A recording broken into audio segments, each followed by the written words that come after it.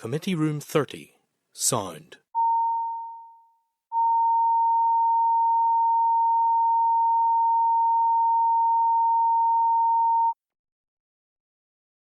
Committee Room 30, Sound.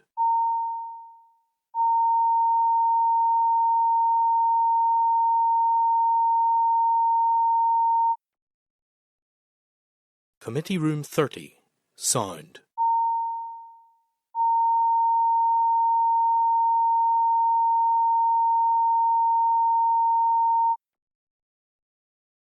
Committee Room 30, Sound.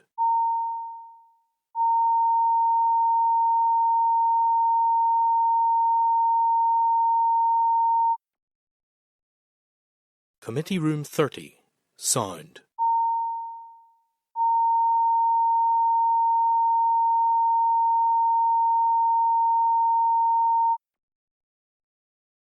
Committee Room 30, Sound.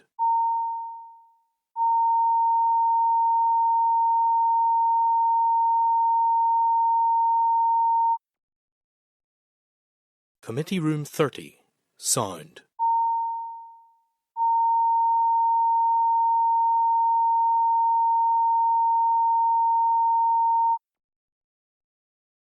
Committee Room 30, Sound.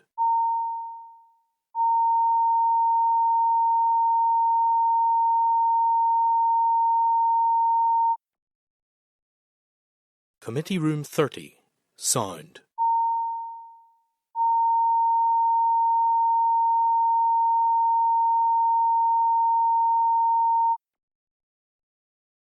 Committee Room 30, Sound.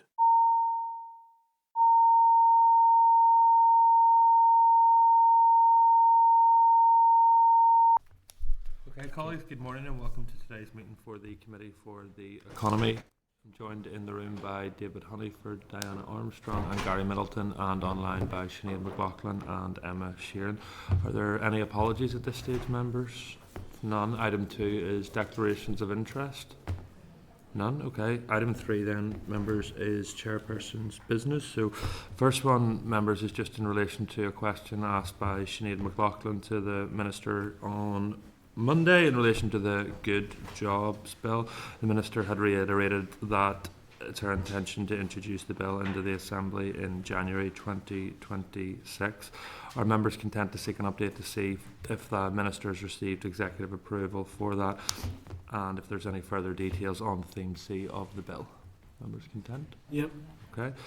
Secondly, members, in table papers there is correspondence from ICTU, which is the Irish Congress from Trade Unions, seeking an update in relation to regulations from the Domestic Safe Leave Bill. Members content that we seek an update from the Department on those? Yes. Okay. And then item 3, members who may have read the order papers will see the unfortunate news that Emma Sheeran is leaving the committee after this week. Emma, you and I may not have always politically agreed, but you have always been an excellent contributor to this committee and you have served it diligently, so you will be missed. So can I just, on behalf of the committee, thank you for your work and dedication to this committee. It's greatly appreciated, and wish you well in your new role. No problem. Draft minutes, members, are at page 7. Members content that I sign those as a true and accurate reflection? Yep. Agreed. And are there any matters arising? If none, then we'll move straight to our first evidence session. If I will invite colleagues forward. The committee will receive evidence from Matrix on the recently published report entitled AI and the Future of Work in Northern Ireland. Can I refer members to the presentation from Matrix at page 46 and a copy of their AI and Future Work in Northern Ireland at page 65. I want to welcome Patricia O'Hagan, who is Deputy Chair of Matrix, Tom Gray, Chairperson of AI and Future Work Steering Group at Matrix, Steve Orr, Catalyst CEO, and Jill Shaw, who is from the Open University. I'm delighted to welcome you all here today, and thank you very much for taking the time to come along and share your expertise with the committee. At this stage, I'm happy to hand over to you if you wish to make an opening statement. Thank you so much indeed. Thank you very much, everybody. I'm Tom Gray. I'm the former Group CTO and Director of Innovation at Agnews, and I'm currently Strategic Advisor for same organisation. Also visiting Professor of AI and Innovation at School of Computing and Ulster University. Now,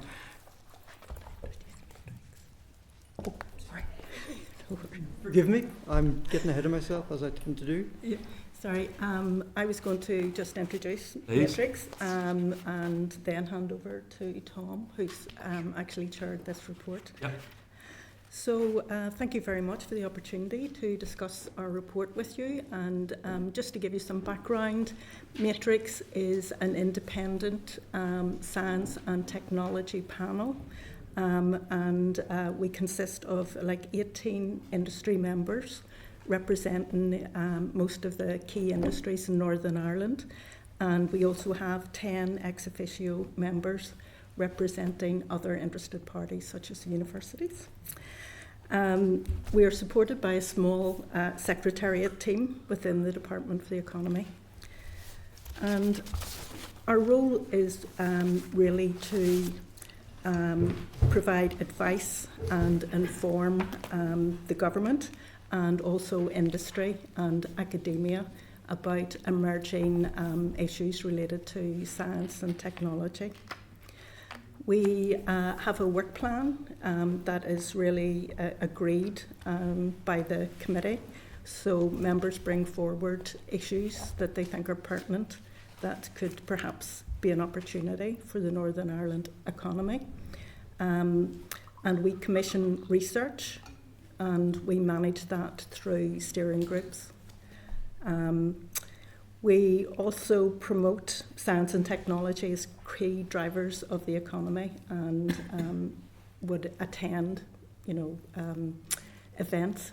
So, for example, yesterday we were at the Tech Tides event in the Northwest, supported by the Secretariat, who were also there as well. So we're really, let's say, we're an opportunity there for everybody, all the departments, should anyone ever want to look more deeply at some aspect relating to science or technology in relation to the economy and how it can add value to it. And we would welcome you to consider us as a resource.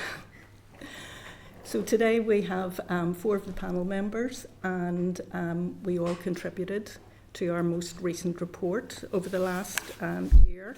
We've published 5 key reports, one looking at the regulatory technology landscape, another one looking at the space industry in Northern Ireland, and one about decarbonisation of the built environment. This very important one, the AI and the future of work in Northern Ireland. And the most recent one was looking at the photonics and laser capability within Northern Ireland. So I'm going to hand over to Tom, who chaired the steering group on this important piece of work. Thank you, Patricia, and apologies again. I've already introduced myself. So I had the pleasure of chairing the report on the impact of AI on the future of work in Northern Ireland, and I'm very clearly enthusiastic about summarising it to you over the next 10 minutes. Now, we believe that over the next 5 years, AI is going to fundamentally change how every single person here and indeed in Northern Ireland does their job. This isn't a might, this is a will. The only question really is whether Northern Ireland will be driving that change or whether it'll be scrambling to catch up while we watch the opportunities disappear one by one. This isn't a report about what might happen, it's about what's happening right now and what we need to do this year, this month, today to secure our future. Actually, if you've got the slides, you can follow along, and I'm at the project context and objectives page. Now, Matrix commissioned this study for the very same reason that Simmerentes across the world are thinking about these things. We could see what was coming towards us, what was coming towards the economy, and we needed facts and robust analysis to support our hypotheses. The 6 questions outlined here aren't academic. These are survival questions, and when we talk about redefining workforce structure, what we're really asking is how do we keep our people relevant? When we examine sectoral susceptibility, we're trying to figure out which of our industries will still exist in their current form. And I would posit that in the long term, none of them will. They will all be transformed. And bear in mind that while we worked on this report, I have to say that I've been delighted with the level of engagement from both our industry colleagues and from the department. But while we worked on this report, others were working on similar activities, and it was released 2 months ago, and obviously the rest of the world has been implementing in that time. It's maybe worth just spending a little bit of time looking at a couple of AI concepts, just to clarify things up front. There's been a lot of talk about generative AI, and I'm going to try and position that, yes, in the overall AI spectrum. So before generative AI came into sort of everybody's vocabulary, there was traditional or predictive AI. And that AI is all about making predictions, hence the name. It analyzes historic data to find patterns and forecast future outcomes. So think of it a bit like an analyst who's answering questions like, what will sales be next quarter? Or is this transaction a fraudulent one? Now, because it's looking at prediction, it's looking at the future, and the future is not certain. Therefore, no prediction made by an AI is ever going to be 100% certain. So typically it will say, I think this is going to happen, and I'm 60, 70, 80, whatever percent certain it is.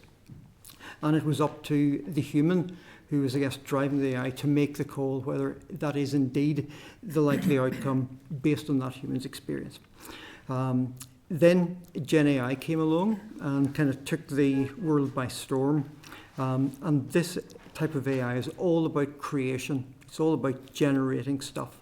And that type of stuff is new, original content such as text, images, video, computer code, music, any type of content like that. But that generation is going to be based on patterns that it has learned from its training data. So I guess think of it as a creator that's going to respond to a prompt like write a poem about a robot, or create an image of a red car. And that's kind of where most people's knowledge has stopped. But what's really big in the industry today, where a lot of investment is going into, is what's called agentic AI. Now, those two previous types of AI, and they're not entirely discrete, because obviously Gen AI is built on predictive AI. It uses prediction to create the content. But those two previous types were based on the premise of providing input or providing context to a human to make a decision support type activities. Agentic AI is all about action. It's a system that can autonomously plan, make decisions, and execute multi-step tasks to achieve a specific goal with minimal human interaction. And it often uses Gen AI or predictive AI as its brain to do the reasoning and the planning, but its main purpose is to do things like booking a trip or managing a project or automating a complex business workflow. So in short, traditional AI predicts the outcome, Gen AI creates new content, and agentic AI acts to complete a goal.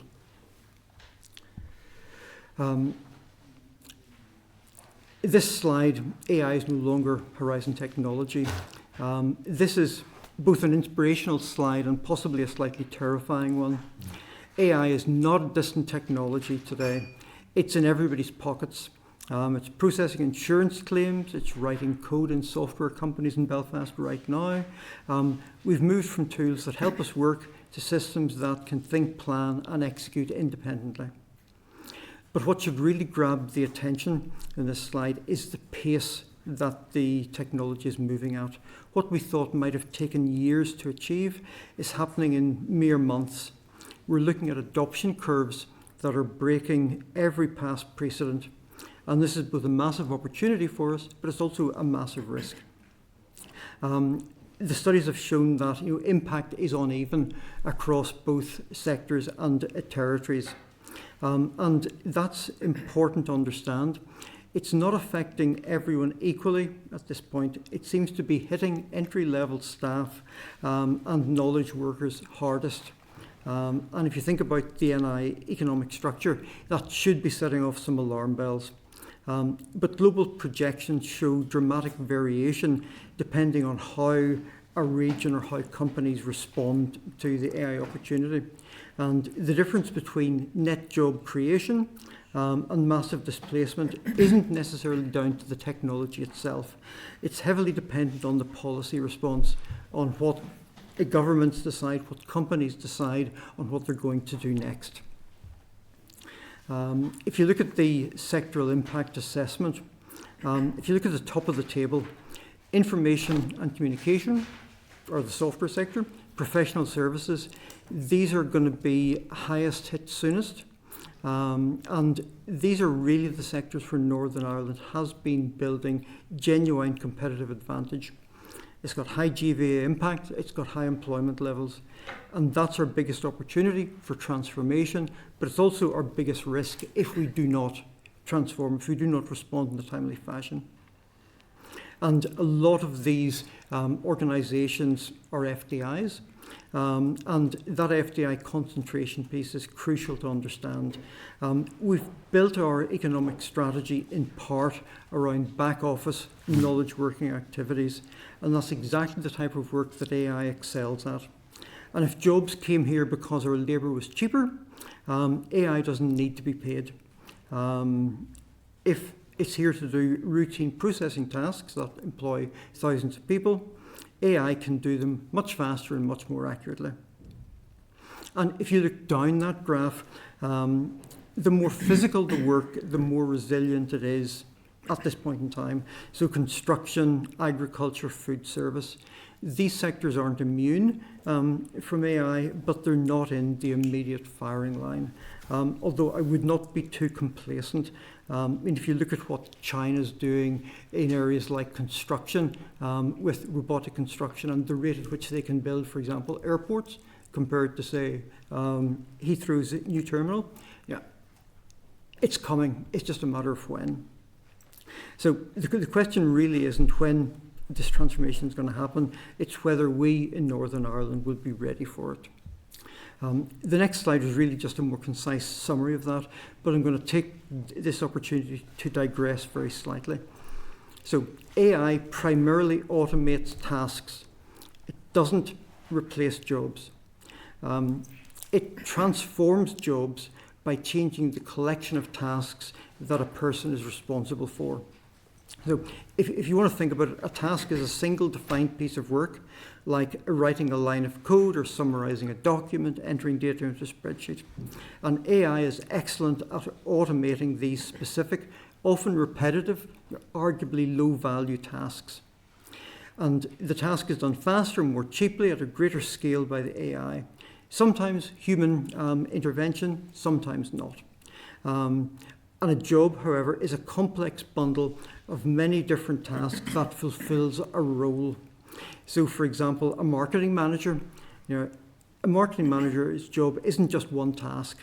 It's a collection of tasks like analysing market data, which can be automated, like drafting advertising copy, which can be augmented by using a Gen AI, both to maybe make suggestions and to review.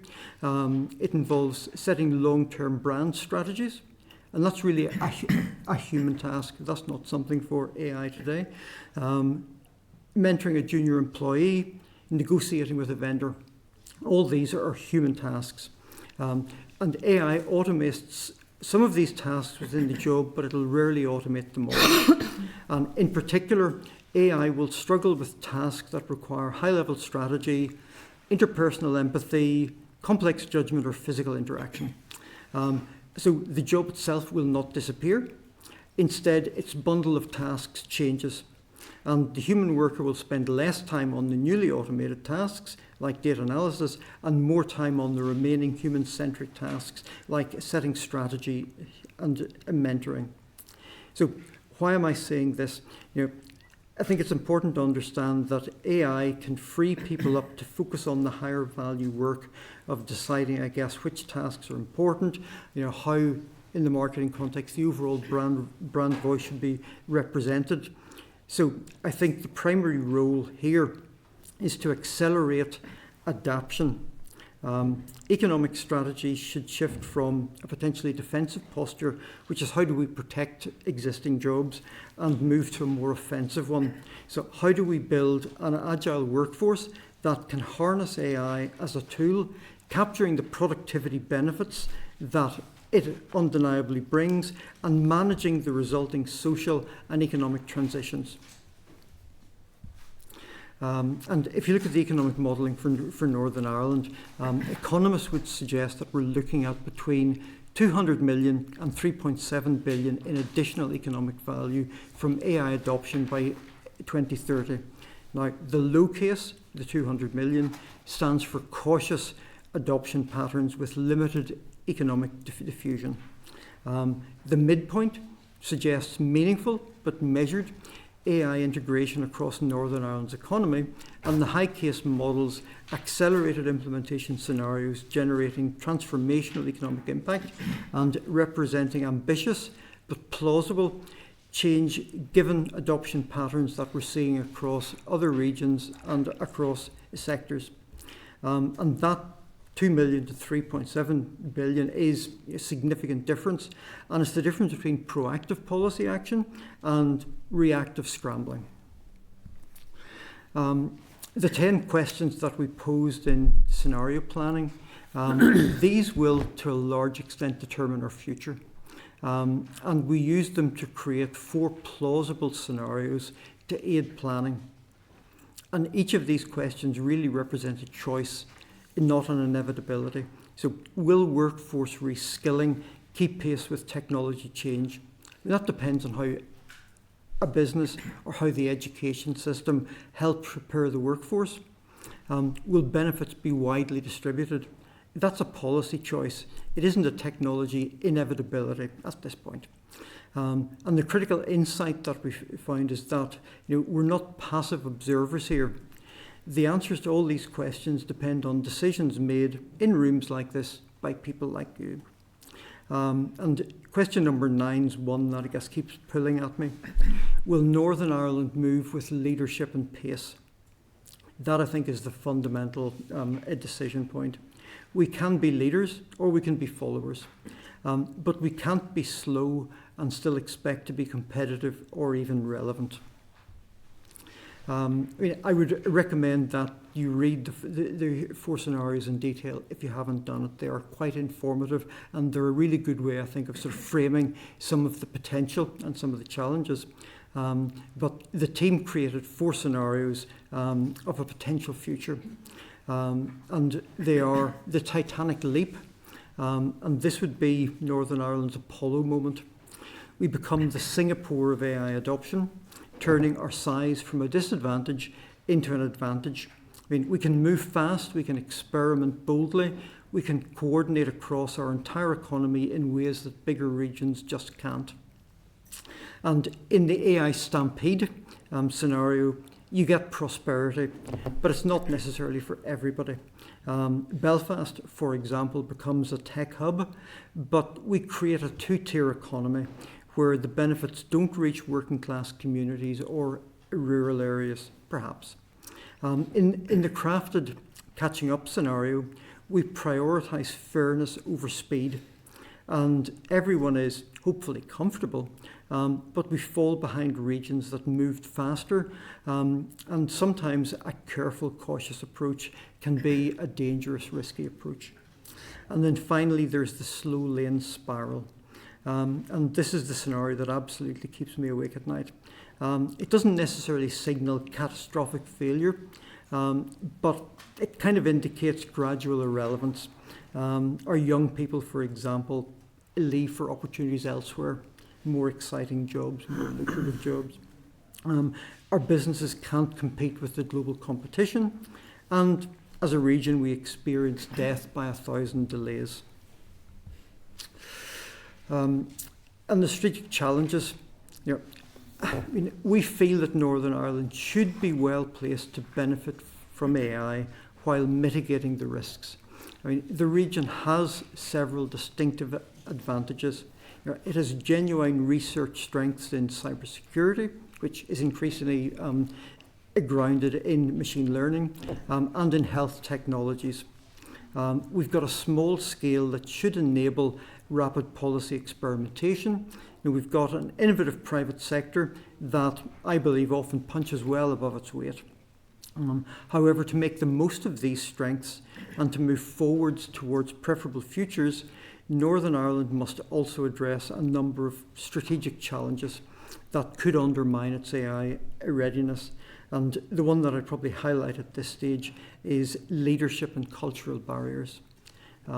It's going to take real courage to, I guess, move forward in an agile fashion with pace. It's about being willing to make tough decisions now to avoid harder consequences later. And I think traditionally that's not something that we're particularly good at doing. And I think the scale of Northern Ireland is both challenge and genuine opportunity. We are small enough to coordinate across our entire economy and society. And I believe we can't afford to get this wrong. And the recommendations, I won't go into any of these in detail, they are in the report. But in summary, how can we turn challenge into opportunity? So we produced 10 recommendations across 3 themes, and we believe that every single one of them requires action this year. Not next year, not when it's convenient, not when we've done more studies, this year. Now, we were writing that in June and July. I was presenting this in September, and now we're heading towards late November, and I'm not convinced we've actually done much in the meantime. And it needs to start this year. We're looking at willingness, capability, and capacity. So these are the 3 legs of a stool, and if you get one wrong, the whole edifice collapses. Now, in writing the recommendations, we did recognise that many of the proposed actions will need to be delivered by public sector organisations working within constraints. And these recommendations are therefore designed to be catalytic, enabling practical action now while building capability and confidence over time. And AI adoption does not need to be flawless from the outset, it just needs to be underway. And that's certainly what I've found from the companies that I've worked with, the companies that experiment early, albeit with sufficient caution, steal a march on the competition that the competition finds really hard to catch up to. And to close this opening summary, we feel that Northern Ireland stands at a critical point. We have a choice to make, and not making a choice is in itself probably the worst choice of all. We can own our AI future, or we can watch it happen to us. And the window for proactivity is closing rapidly. Every month delayed is a month that other regions are going to use to build competitive advantages that we will simply struggle to match. But what gives me hope is that we have done things like this before. When we have transformed Northern Ireland from conflict to prosperity, we have attracted global investment. We've built world-class universities and innovative businesses. But a transformation that benefits both economy and society won't happen by accident. It'll only happen through coordinated collaboration across government, business, and education, and of course the wider society. And I don't believe the question is whether AI will reshape work in Northern Ireland. The question is whether we will shape how that happens. So thank you very much for your attention. If you have any questions, please feel free to ask. And I just have to say, if you don't understand the answers, that's entirely on us. So please feel free to ask for clarification or ask us to repeat. Thank you. Thank you so much. That was very, very useful. I'm going to start by going to our in-house AI expert. It's so good to me. Thank you. Best care. And sorry I was late. I'm really, really interested in AI, and thank you so much for your presentation. I thought the scenarios set out are incredibly helpful, so thank you so much for that. A previous witness to our committee said that they're actually less worried about AI taking jobs away and more worried about us not being able to fill the skills gaps. And so I'd be interested in kind of your thoughts on that, but specifically in relation to the public sector, what more we need to be doing in terms of upskilling and reskilling. So much of this is policy choices, Tom, so thank you for saying that, and we're not just passive observers. So I'm kind of interested in the AI job skills, what we need to do specifically in relation to the public sector. I'm also kind of interested in, you talked about cybersecurity. I passionately believe that we can be a world leader in responsible and ethical AI use.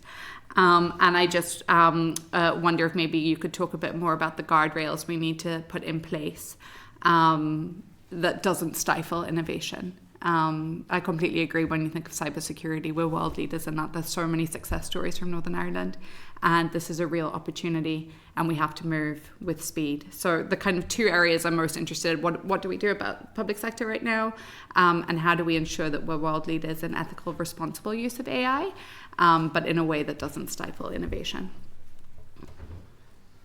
Okay, well, I've been talking probably quite enough. Do you want to take the skills question, Jill, in the first instance? Yeah, thank you. So I think the recommendations in the report around upskilling and critical AI literacy in general across the population, and then in addition the technical upskilling, I think helps us see where we can work with public sector in particular. The recommendations there are around stackable credentials, so having a kind of a standardised certification means that then we can have recognised certification. So, a model like the ICDL, which is the International Certification for Digital Literacy, is a model that works quite well. And I know certainly from my own work with the Open University that kind of stackable credentials, learning credentials, make sense, because then we can reach people where they are. So you don't need to step out of your job for a year or 2 years to develop these skills. You can develop them while working. A nice example of that recently with the Open University collaborating with the Department for Infrastructure is that we've now got the Open Learn Hub available for all Department for Infrastructure staff, so that they can access lots of free courses online in the Open University, but also have a pathway to professional development. I think that kind of model is really valuable, particularly for public sector, because then there's a standardised platform. I think that will be a really important one. And I think also we've seen great investment from the Department for Economy on the Skill Up programme, which was it's still running at the moment. I think the future is still to be decided, but that was investment for anyone working in work to take on small study, micro-credentials or postgraduate study. And an investment like that means that we also have opportunities to bring the AI literacy generally, but also professional skills along there. I think as well the model of meeting people where they are within their workplace is a really important one, because we're, rather than expecting people to take time out and go and study a couple of nights a week at a college, or if we can provide that range, that provides us with the opportunity to ensure that we're getting breadth of coverage. And I think that also leads quite nicely into another issue, I think, about making sure that we reach people beyond urban centres. We have a really good example of that collaboration that happens in Northern Ireland, which isn't happening in the rest of the UK from the Open University's perspective, where we have validated programmes in FE colleges. So a really nice example of that is the Northern Regional College has a programme that's been developed by the college in collaboration with industry experts to address local industry needs, and then validated by the Open University. So people can go and study in their local college on, for example, that qualification is a foundation degree and a top-up in cloud computing and cybersecurity. So you can study locally while working part-time, for example, or taking a day out for that kind of study. And we have the opportunity then to shape those qualifications quite quickly in comparison to maybe taking a longer time at a full-time study. Feeds so much into the Minister's vision for regional balance as well. And I guess that's what I'm interested in, is what we're doing now, but that has to sit alongside what we're doing in terms of education and what's happening within schools as well. So for the future workforce, we're preparing them as well. So interesting.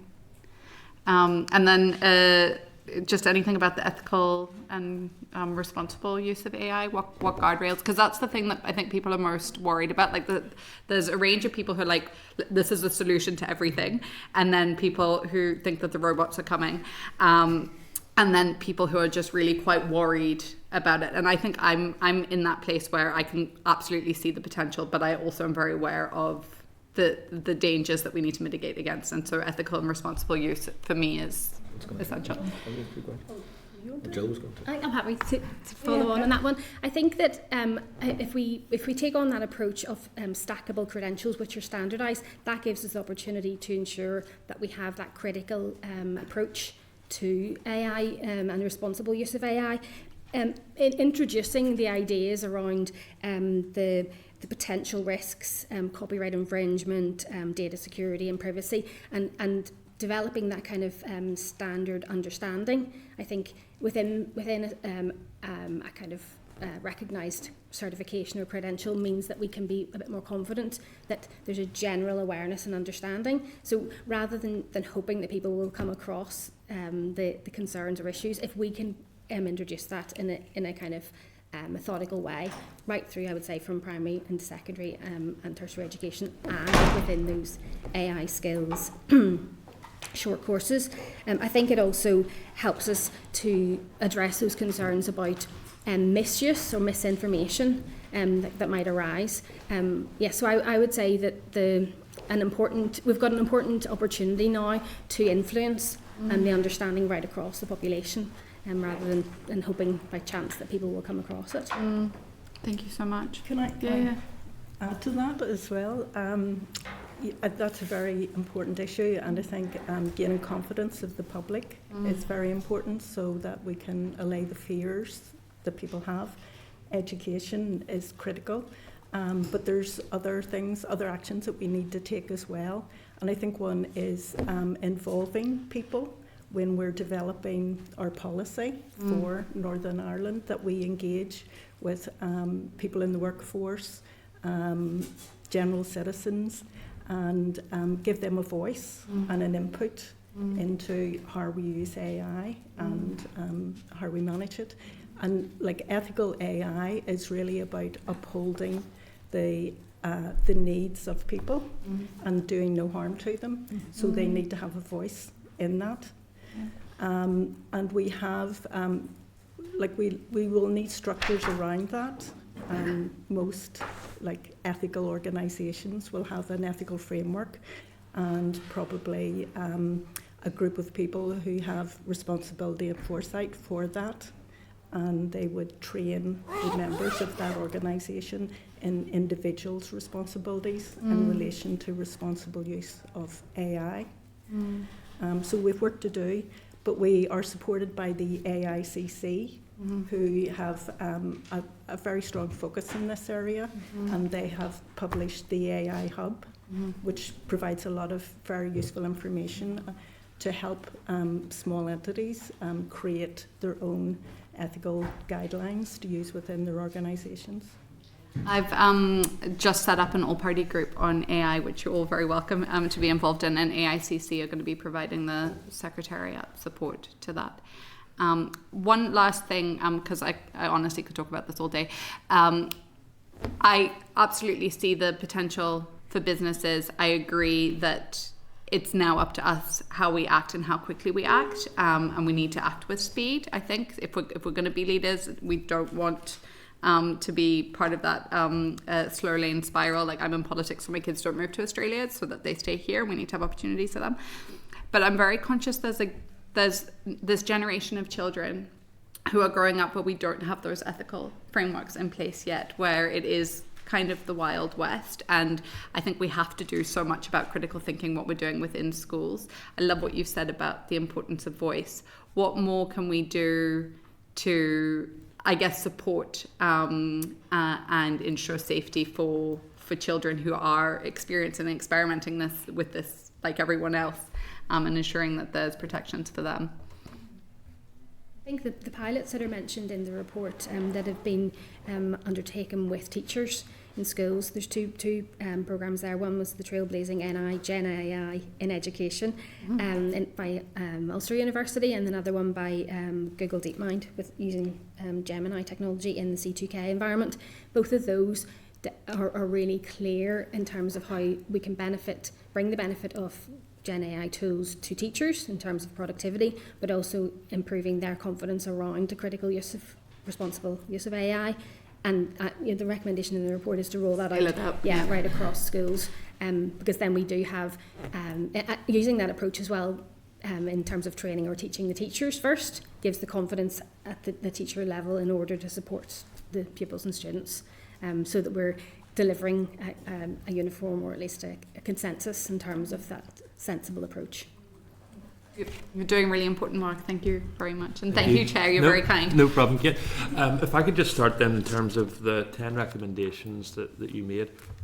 So who do you make those recommendations to, or in your view, who owns those recommendations for implementing? Well, at its very simplest, Matrix reports to the Department for the Economy. Okay. So, I mean, we've delivered the report to the Department for the Economy. We have, I guess, identified stakeholders who we believe are probably most likely to be the appropriate organisations, but we have not had significant engagement with those. So that's with the Department for Economy to decide how to best disseminate that. But obviously, if you think there's a better way of doing it, more than happy to. No, it's just trying to see who owned it. So, in terms of, you made that presentation in September to the department, have they come back to you in the 2 months to say, right, thank you so much for these 10 recommendations. This is our view of how they will be implemented, who will do them, and here's progress on them? Just to a small extent. So, my view of current progress is that the department has assembled a team to look at how to move forward with the recommendations. Okay. But that's as far as it's gone. I'm not aware who the team is, and there hasn't been any further communication with me on that. So, small amount of progress. Steve? Chair, if I may, Of course. at this stage. So I think the urgency sort of was the common thread that ran through Tom's comments and introduction is so important. I might just add a little bit more to that, but then also some activities that are underway, because I think what's really important with this is that this urgency is so great. Those that have independence or agility and who can change and just move and get started anyway need to do so. And I think what I might be able to share is what we have already been able to do with the department's support to make some progress, in this direction. So just if you're not familiar with Catalyst, so we're an independent non-profit Northern Ireland Science and Tech Hub, Belfast and Derry. We were a Good Friday Agreement project. We're home to 140 companies, and we specialise in for many, many years in entrepreneurship, now in open innovation, but then also in making sure that the opportunities are created in the new innovation economy are accessible to everybody. So inclusivity is now critical to us. I had a visit to Boston in March. We've developed quite a close relationship with the Martin Trust Centre at MIT over the years, and how they've helped to develop a lot of our entrepreneurs. And it was in a conversation with the then Executive Director of the Martin Trust Centre and a presentation that he sent me that made me think we need to stop everything that we've been doing and we need to reboot all of it, and we've got 2 weeks. Right, and so the presentation that he had sent me was just charting the AI acceleration, and some of the examples in his presentation were, if you built a software company 10 or 15 years ago, you could have needed up to 1,000 or 1,500 staff, and you could have taken you 10 years to get to 100 million in sales. Within the last 12 months, there were about 8 that had done it within 12 months. With 20 to 50 staff. Okay?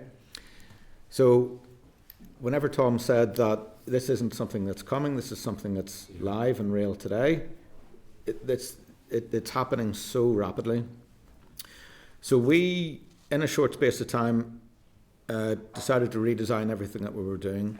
And so we are live today with a program called Co-Builders, which is AI entrepreneurship. And that is for people that we would typically have done entrepreneurship for, largely the the decades past, the people who are good at passing exams, the meritocracy, they come in and they're a little bit more confident in forming companies. But we've also, in the last couple of years, introduced a new program called Hello Possible, which is for underrepresented founders. So for people who might have felt over the years that Catalyst is intimidating, we speak a language that we expect them to come to us, whereas what we need to go to them.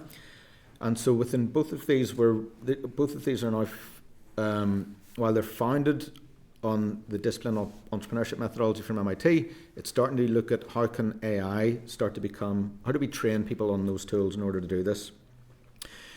And we will be launching, we think in Derry in January, what will be absolutely world-leading agentic AI entrepreneurship within the Co-Builders program.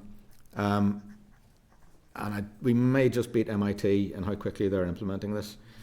But taking all of that experience, we've also been doing a lot of work in the inclusivity work in helping kids furthest from opportunity. So our Strive program, which was supported by International Fund for Ireland, to look at how can we help people that have never felt as if they've belonged, many of them have lost hope, in order to do the confidence building steps to be able to feel like they belong in a world like this. And it's incredible to see the results you can get whenever you do. We've also been working with schools for many years now, but we've also been working with school leaders. And then how do we help them to come into this world to better understand it and transition it? And then the last thing just to talk about in our experience, we also are part of £30 million worth of Peace Plus projects. So at a deeper level, if you've heard this concept of moats, right? So it's barriers to entry. So, if you look at the stack that was in the Matrix report of where the sectors are that are most vulnerable, the ones at the top, where there's low defensibility, they have what's called low moats. The ones with deeper moats, where there's better barriers to entry, I'm mixing metaphors, but that's where the university programs are important.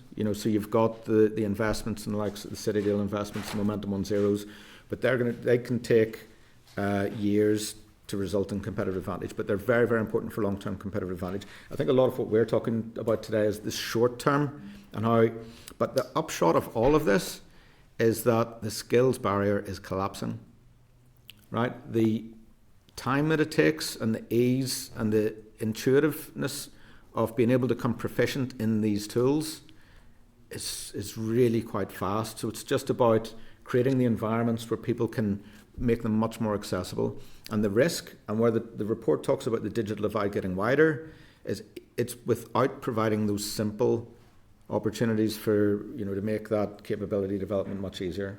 So I hope that little bit of context was that's really useful. And I think that everything Steve's doing is extremely laudable, and we can give other examples of, I think, really good progress elsewhere across the economy. I can talk about how Kainos is now the fourth largest provider of AI services to the UK government, and the other three are actually infrastructure providers. But I think that could indicate a tendency more towards the AI stampede approach, where you have bifurcated the economy, and the fact that Steve's looking to speak to some of the less privileged, that could elevate those to a tech millionaire status, but there's still going to be that sort of massive pool of the underprivileged or the folks who don't get the benefit of AI. So it's part of the solution, but I don't think it's the entire solution for an ideal Northern Ireland outcome. Well, I think and we can follow this up at the end of the committee, but we would be keen to get the department in and see who the senior officer is leading this and how many of these 10 recommendations in the 2.5 months since its publication have been implemented. I'm going to say very few. I just want to check Open University. I'm a huge supporter of the amazing work you do, and I was down recently at your headquarters in Belfast just chatting about the DFI programme that you are doing. Has there been any discussion with the Department for Finance about making that available across the entirety of the civil service network? Yes, I believe that there has, and there's work on public sector and civil service learning platform at the beginning of the discussions there. I think that's underway. Perfect. And then my final question is just in relation to the complexity of regulation here in Northern Ireland. So In a previous presentation, some of our witnesses said that it provided a major opportunity that Northern Ireland had the dual regulatory regime. Others have said that it made it more difficult. I see one of your recommendations is that we need a AI dual market compliance support service. Do you think there is a current lack of understanding in terms of how the regulatory differences here in Northern Ireland may either be an opportunity or a threat?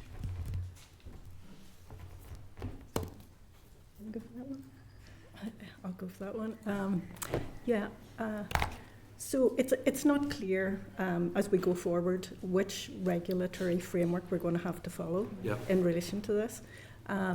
Like currently, the approaches between EU and the UK are quite different in this area, with the UK taking like an innovation approach, you know, where regulation is relatively low so that innovation can happen.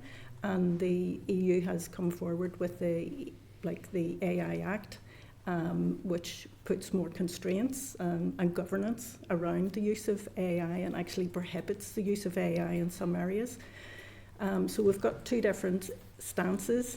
As an SME owner, I know delivering product into a market and having to deal with regulation is a big overhead. However, once you can deal with it, it opens up that whole market for you, and the EU is a significant market, so being able to adhere to that level of regulation opens up a lot of opportunities. From my experience, I would say that the level of regulation required to deliver AI solutions into the UK is much less onerous. So if an organisation has customers in the EU and are delivering to meet the needs of the AI Act, then they will certainly be able to service their customers in the UK as well. So it opens up trade opportunity as such, and the fact that your product can deal with more than one regulatory framework is a positive as well, and it opens up opportunities for companies who have product within the regulatory space. You know, that's their specialism. Yeah. I would say there's a great lack of understanding of the EU regulations within Northern Ireland, and that, you know, is an area that we need to support people in. I would reinforce that answer. And the companies that I would tend to deal with, you know, if you've got multiple regulations, you typically have to, you know, comply with them all. Mm-hmm. So an additional regulatory framework is just more work, more complexity for the organisation, but you just have to suck it up and do it. But the opportunity, which is probably untapped, is for organisations to create solutions or services that makes it easier for these companies to comply with multiple regulatory environments. Thank you so much indeed. I'm going to go online to Sinead.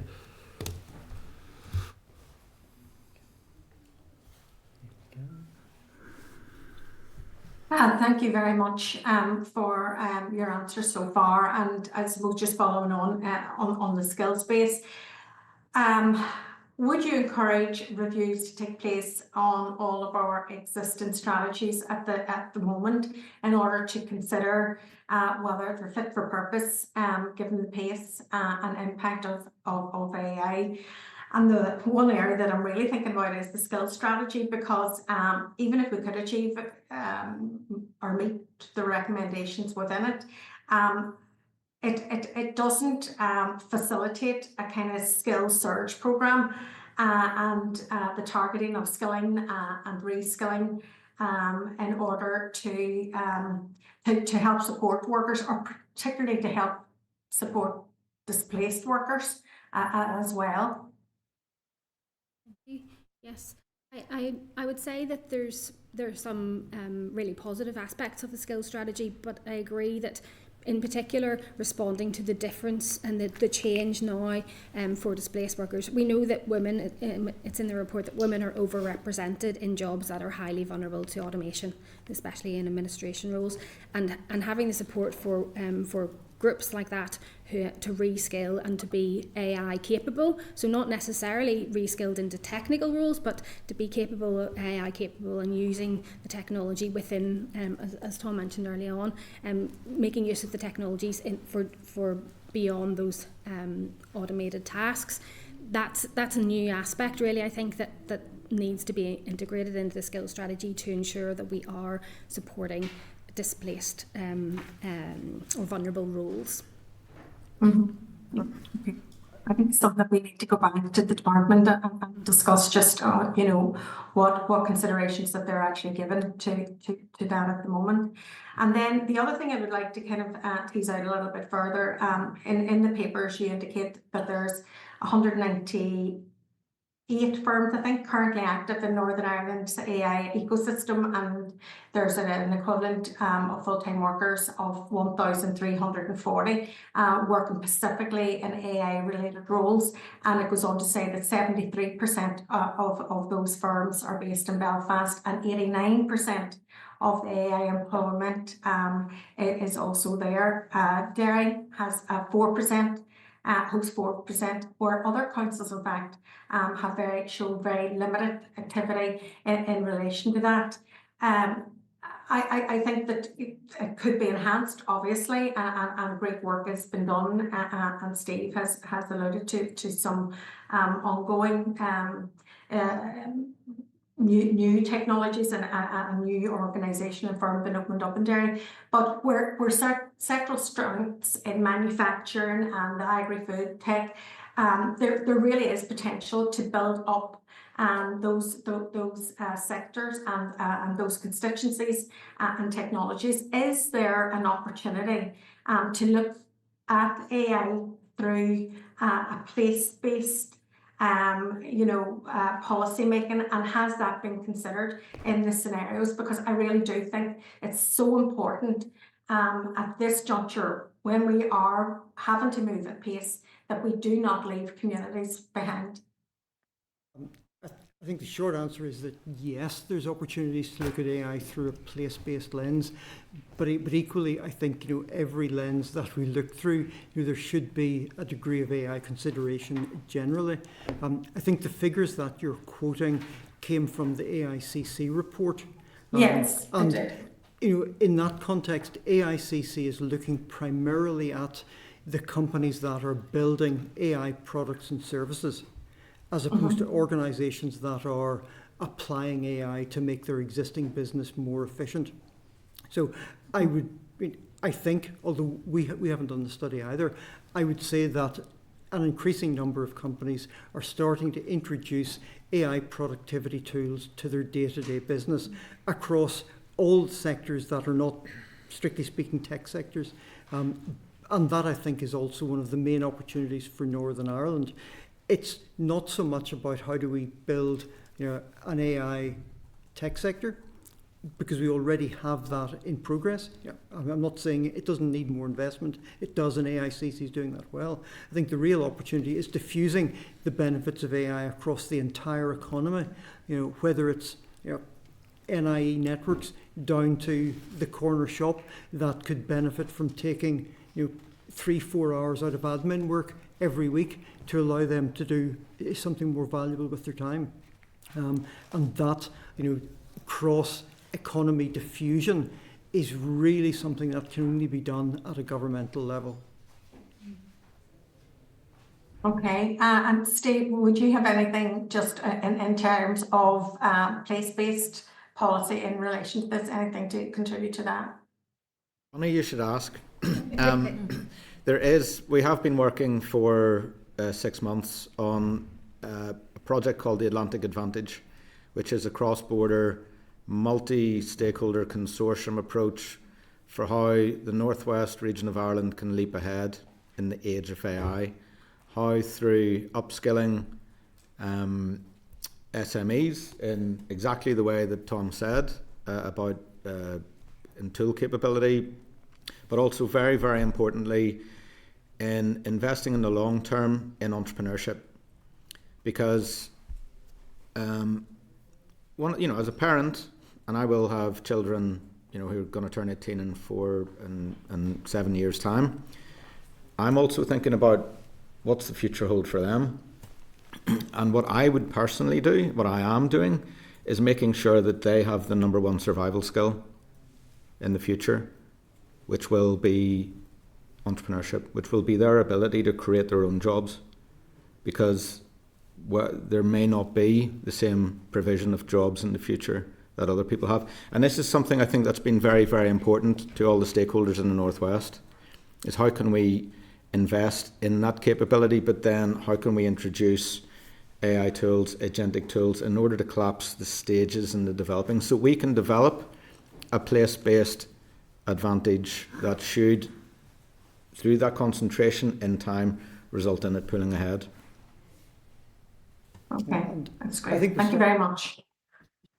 Just to follow up on that, I think we're actually starting to discuss, the implementation of the recommendations, because if we are genuinely looking at diffusing AI knowledge across the entire economy, one sensible way of doing that is you break it down into manageable chunks, and those manageable chunks will be geographically based, and it makes sense to focus the initial activities on the high priority areas, which may not be the current sort of Belfast. It probably are some of the less urban areas. Okay, thank you. Thanks, Chair, and thanks to you all for your presentation and for sharing the report with us as well. Very insightful. One of the challenges that you talk about in page 8 of the slides was around specific structural vulnerabilities, specifically in relation to SME adoption. You reference it lagging significantly behind larger enterprises.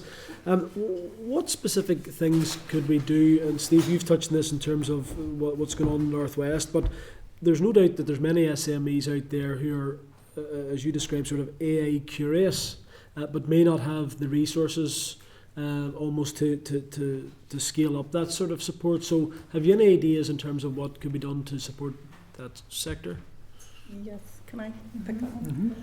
Yeah, being, coming from that background and being a owner of a SME, I think the biggest challenge is time. So being able to convince those owners of the businesses to take time out to learn, and they will all be curious about it. So Steve actually ran a very good event here in Belfast, and the Chamber invited members along to that, and it brought an AI expert in for about 3 hours, and by the time we were walking out the door, everybody had already created something on AI. So those short interventions can be really impactful. And we really need to get to the owners of the businesses and the leaders, because they are the people that will make the commitment to adopt this technology and go forward with it. They may not do it personally, but they will have the vision. They understand their markets, their business, where the value is, and they will see how to apply it most effectively in their business. And that will generate not only the productivity improvements that we can get very quickly from it, but also innovation, an injection of innovation into our SME community. So getting those, and that's one of our recommendations, we need to educate the leaders within our SME economy. Can I add to that, please? So I think it's a critical first step, is how do you help people to have the epiphany for what AI actually is? And you can do it in an hour and a half. Actually, just related back to an earlier question about the public sector and elected officials, I would suggest we need to start with elected officials and just helping, if you haven't experimented with AI tools and taken the time to do Tinker Time, I think if we could just get everybody, because we can start there first, it's going to be easier from there. But the ease now of helping people who struggle to get access to talent to get up to speed on how to use agentic tools in order to do things that they couldn't do before, all of a sudden is there. But the one thing I want to stress, and if you look at the data coming out of the States on this, the technology on this is important, but 80% of this is change management, right? So whenever you're looking at what interventions are going to be important for SMEs or even big established companies, the leadership They call it leadership literacy, you know, the AI literacy, that epiphany moment. But helping with those enterprise adoption pathways is as important, if not more important, than the technology itself. I would add to that too that enhancing our general approach that all of us have, certainly here, in terms of the importance of lifelong learning is really important. We've seen really good examples of industry, government and education collaborating together to coordinate efforts, and I think if we can take the opportunity now, we can really release capabilities and skills across the workforce quickly rather than waiting for a long-term implementation. I think that's really important.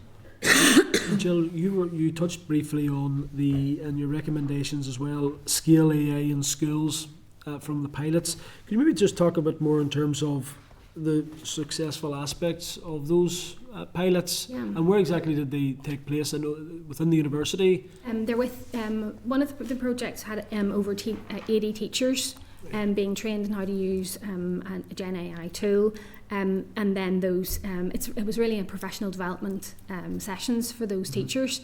So some of the outputs from that are really impressive in terms of productivity and efficiency for the teachers themselves, releasing up to that 10 or 12 hours of free time through the productivity, which gives them more opportunity for engagement with their pupils.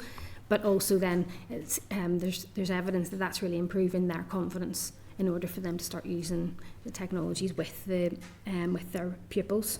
I think it also gives highlights the opportunities then the teachers can have to kind of release their time for higher value work, which would obviously be attractive for all of us. But I think that certainly the recommendations are to roll those pilots out to a much broader context quite quickly. In terms of the recommendations, I think that the suggested timeline is within around 18 months, which is really quite ambitious. But I think there's certainly a lot of enthusiasm, and it will then set up the young people within schools across primary and secondary with those critical AI literacy skills at a very basic level, but thinking beyond that in terms of how they might use those tools beyond. Thank you. Thanks, Chair. Thank you. Sorry, I would actually add to that, and it's probably relating to Kate's question, in that I think it's almost a duty for us to do that within schools, because as well as giving them critical skills, we would also be helping them to be more prepared to counter some of the risks that AI brings. I mean, one of my worries is that we're creating a generation that kind of relies on AI as gospel truth, and I think that is worrisome. Critical thinking. Absolutely. Thank you so much. David? Okay, I think guys, for this is really brilliant. I think the potential and opportunity for entrepreneur as a people or entrepreneurship is phenomenal, and the stuff that's come from Northern Ireland, and AI sort of always looks backwards, so there's an opportunity for the shape and to do stuff which is really potential. One of the things I'm really concerned about is this becomes a tick a box. We've come to the committee, we've presented to you've already said you've presented the stuff, and you're talking about urgency, and the Department of Economy and urgency, those two things don't normally align, and that's the kind of concern I have. You talked about tough decisions. What are the department the best? What are those decisions, and who delivers them?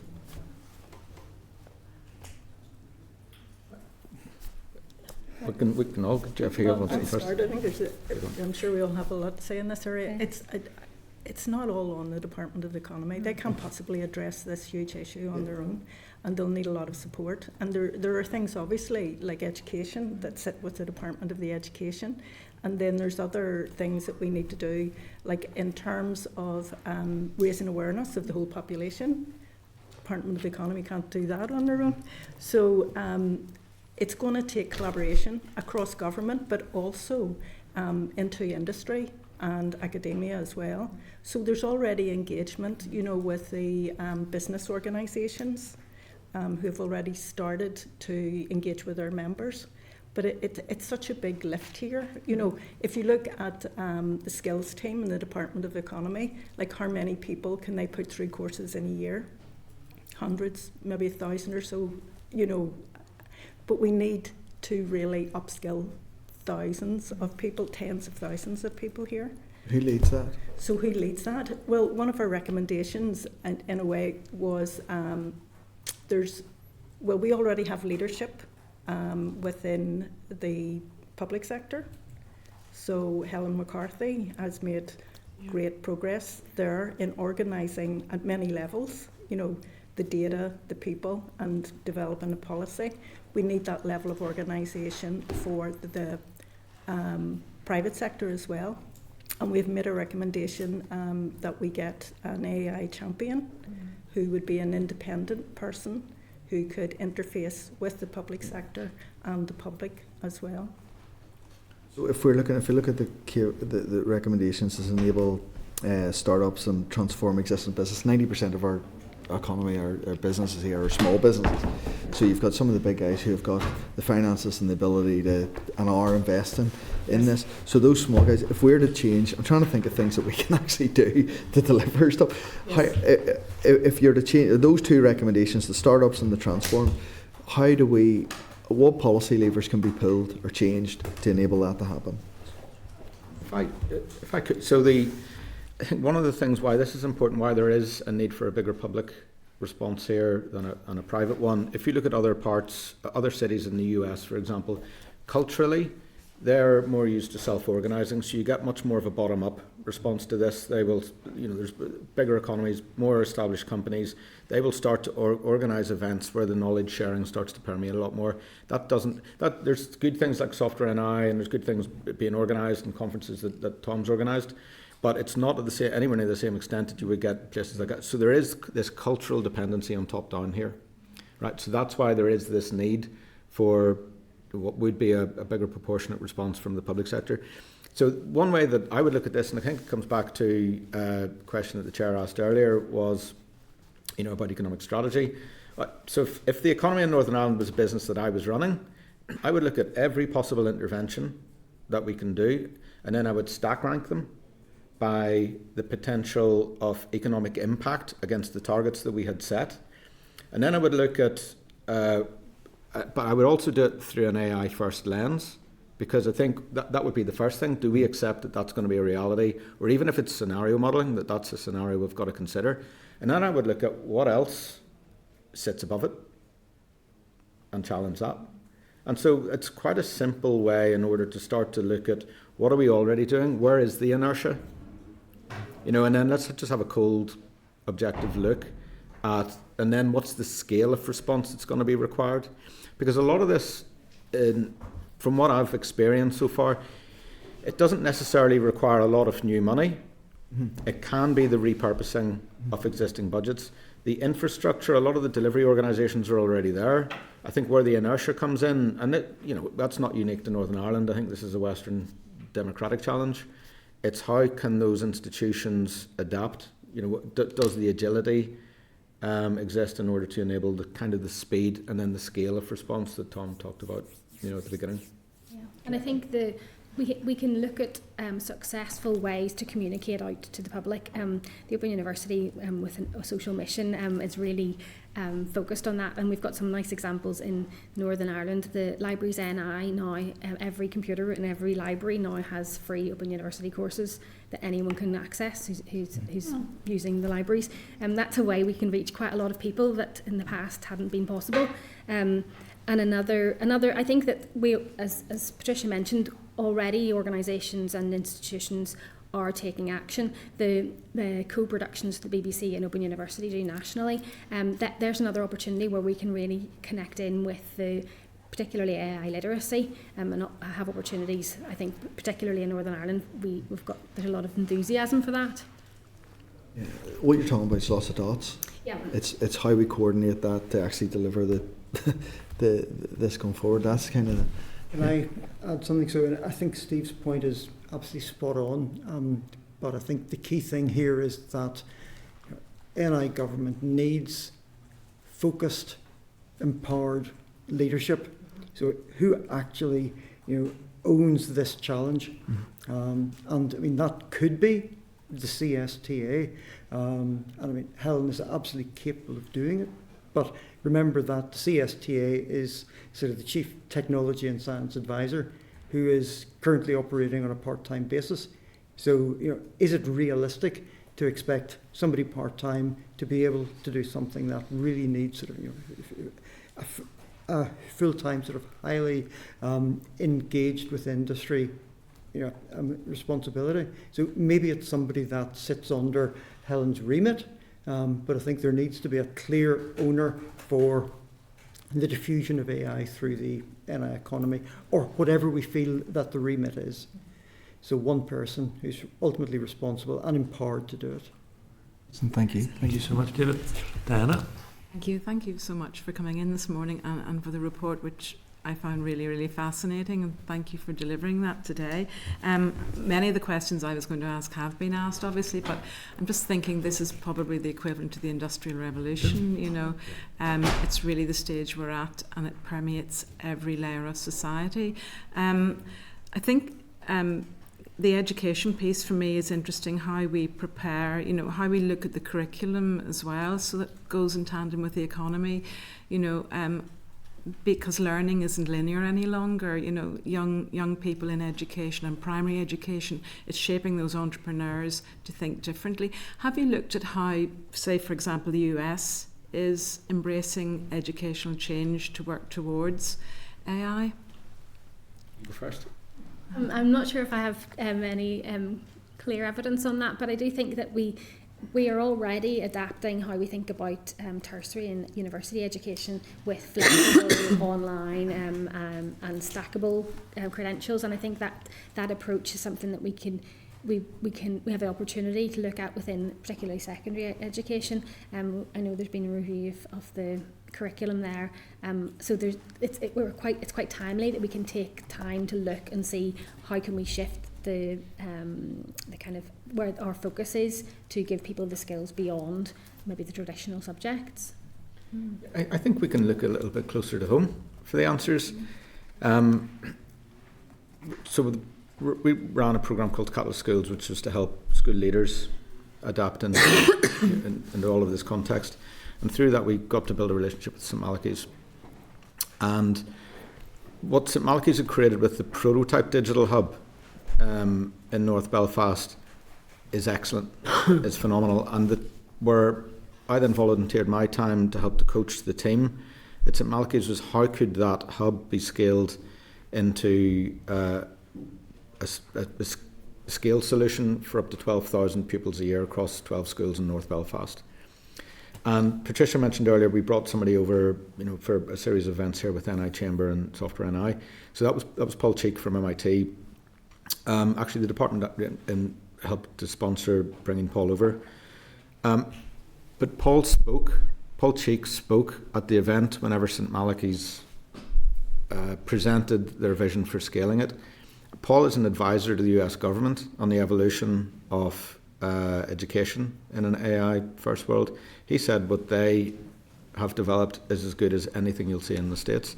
So I think I would encourage anybody who hasn't seen it to go to St Malachy's and listen to the model that they've developed, because it is first class.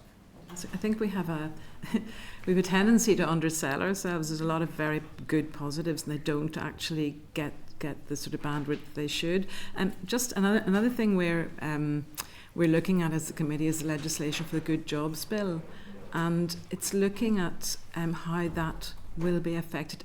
I'm not sure that there's any clauses in the bill about AI, about AI in industry, AI in the workplace.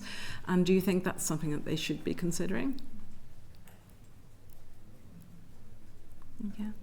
As I said before, I think everything that we do needs to be re-looked at through an AI lens.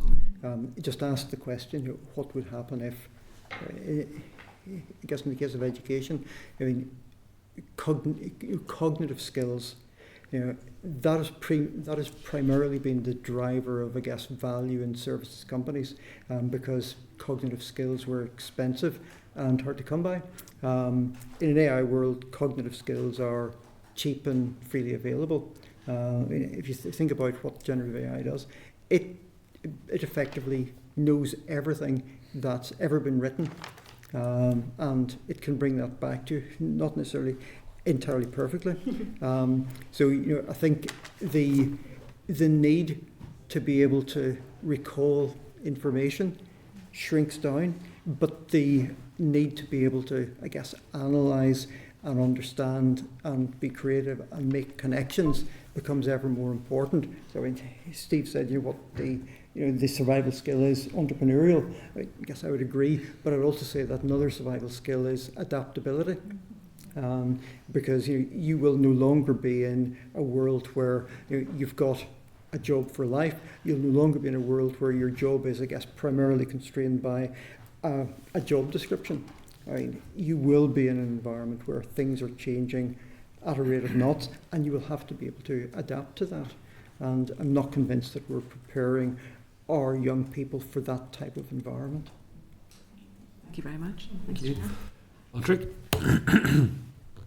Here, I'm having quite a few technical difficulties this morning, so if I cut out, sorry about that. I'm going to ask my 2 questions just immediately, if that's okay. So you've touched a lot on the education system, which I think has been covered well, but one of the issues I was really interested in was that you mentioned a sort of, I suppose, a class divide, and one of the issues being that could exacerbate that. And I suppose the education system acts as a real potential equalizer there. So just how do you feel that those two interface? And my second question is around yesterday's event. And I know you mentioned you were on Derry yesterday, but there was also an event in the Long Gallery here, which was around Go Succeed, and I wanted to declare an interest as a former participant in that programme.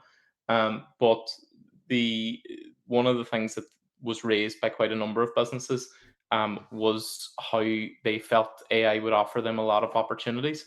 And I wanted to get a sense of how you feel the interactions are between yourselves, department, Go Succeed programme, I suppose Invest more broadly, and any of those local enterprise agencies who are doing that work as well, to make sure the businesses that are coming out, because as has been mentioned already, businesses want to be involved in AI, but sometimes they can't for various reasons. And I suppose the Go Succeed and other programs are an opportunity to have AI in there from the get-go. So I'd be really interested to see how that works. Thank you. There's an interesting example of a successful project locally. It's the CDIT project run in Belfast Met, but it's supported by Bank of America, and it's targeted reskilling of groups. Particularly, there's an example there of women who are not in employment being reskilled with digital skills. And that's developing into a bigger collaboration across higher education and industry to bring an event there for those graduates out of their short courses to look at the routes of progression for more upskilling. And I think that kind of model is something that helps reach people where they are. It's helping to bring the skills to the people in their own community, and then bringing them along on a pathway into employment and upskilling. So I'd be keen to see more investment in that kind of approach, even though it's quite small scale. It's usually 16 to 20 participants at a time, but particularly for those people who are out of employment or who have not got a skill set already, that's a really a nice example, I think, of bringing that the opportunities to the people where they are. Can I pick up on the second point there about Go Succeed? And definitely Invest Northern Ireland needs to look at all their programmes, support programmes, with an AI lens, because it's a great opportunity. Previously there was one considering e-commerce, for all startups. And if we can get that, people exposed to this thinking when they're starting their business or thinking about scaling it, it's a great accelerator. So it should make the programs even more impactful. But also it will be transformative for the people going through those programs. But that's one that definitely the Department of the Economy, has control of and can do something about. And I guess there's a complementary point with Invest Northern Ireland. So there's Invest Northern Ireland's programmes that are AI-centric or could be AI-centric. But then, as we've discussed, there's a need for Invest Northern Ireland to look at their existing programmes, be it sort of funding, be it education, skills I should say, and look at what is the consequence or what's the impact of AI on that. So, for example, as Steve has outlined, you can now go from idea to, I guess, viable product in small number of weeks in some cases. But if you've got a funding system that won't give you an answer within the next 6 months, it becomes academic. I mean, you've either done it yourself, in which case you probably didn't need the funding anyway, or you've missed the opportunity because a competitor in a more agile region has stolen that from you.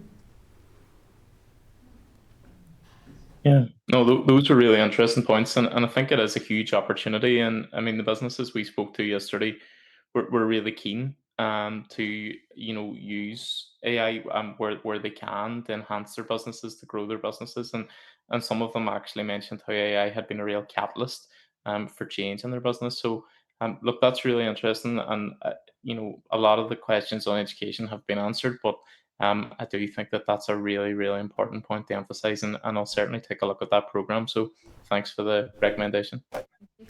Thank you, Padraig. Can I thank you all very much indeed for your work and dedication. This is a vital sector, and no doubt we'll be in touch with you very soon once we've spoken to our friends and colleagues in the department to see how their progress in doing this is. Thank you so much for your time.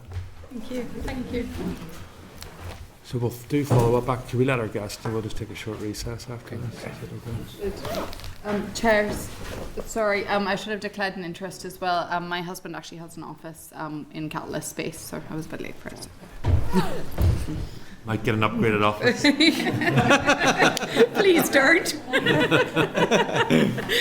Okay, colleagues, my one suggestion is that we contact the department requesting that they come and brief us on their implementation of this so we can see who the senior responsible officer on this is and the work that they're doing. I think the department in the forward work plan cancelled the evidence session on the first week of December. So you want then? Yeah. So we will endeavour, yep. Get that happen. Members agree with that? Members content we take a short recess just before we open up into our next session. Okay. Committee will adjourn now for around 5 minutes. We'll just push the button. Committee Room 30. Sound.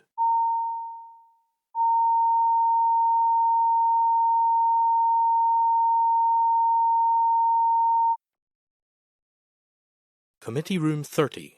Sound.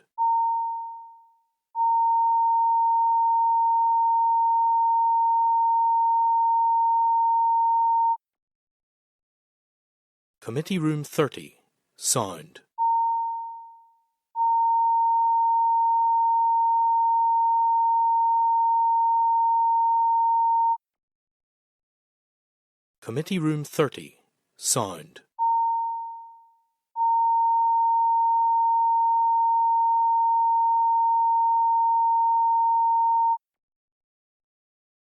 Committee Room 30. Sound.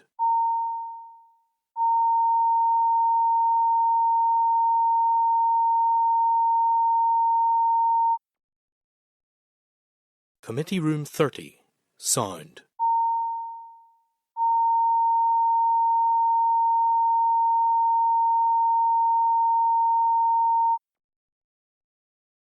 Committee Room 30. Sound.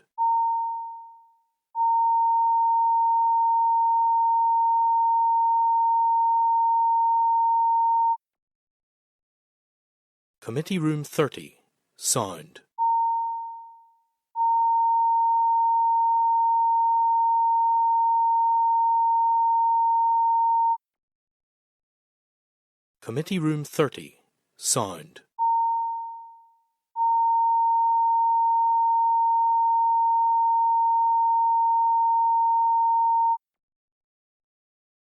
Committee Room 30. Sound.